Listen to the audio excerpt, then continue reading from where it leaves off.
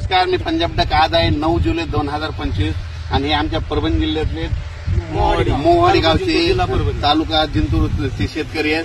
पंढरपूरला गेले मुद्दाम खास करून भेटण्यासाठी या ठिकाणी थांबले आणि यांच्याकडूनच विचारतो की यांनी किती बॅग लावल्या होत्या धूळ पेरणी तुमचं पाहून 32 बॅग लावलेली आहे. 32 बॅग लावलेली. आता त्यांचा कापूस एवढाला आहे. हो. तर या ठिकाणून आता त्यांना ते म्हणले की आम्हाला अंदाज द्या. तर आज आहे 9 जुलै 2025.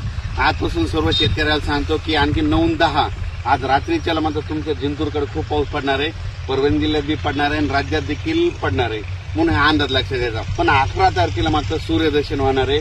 11, 12, 13 3 दिवस सूर्यदर्शन राहणार आहे. त्याच्यात तुम्ही तुमच्या फवारण्या करून घ्या.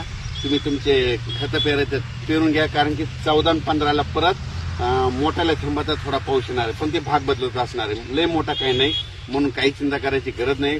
पण राज्यात मात्र 14-15चा एक थोडा पाऊस येणार आहे. भाग बदलत असणार आहे. हे अंदाज लक्षात. नंतर 20 तारखेच्या नंतर म्हणजे 20 जुलै ते 30 मात्र एक चांगला मोठा होईल. तोपर्यंत तुमचे सगळे खतं देणे होते, सगळे होतं.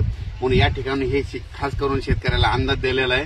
आणि राज्यात सर्व शेतकऱ्यांना सांगू इच्छितो की आज म्हणजे 9 पूर्व विदर्भ आणि पश्चिम विदर्भात खूप पाऊस पडणार आहे.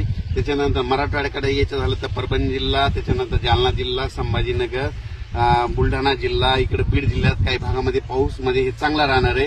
फक्त लातूर, धाराशिव, सोलापूर इकडे थोडा कमी राहणार आहे म्हणून हा अंदाज लक्षात द्यायचा. आणि कोकणातला तर कायम राहणार आहे म्हणून हे लक्षात घ्यायचं.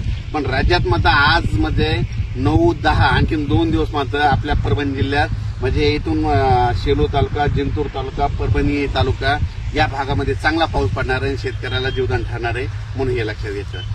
अचानक वातावरणात बदल झाला तर पुन्हा एक लगेच मेसेज दिला. आमच्या जिंतूरचं याचं मध्यवर्ती जरा मतदार सांगता जिंतूर बरोबर जिंतूरचं ते येलदरी धरण भरणार आहे काही चिंता. धन्यवाद.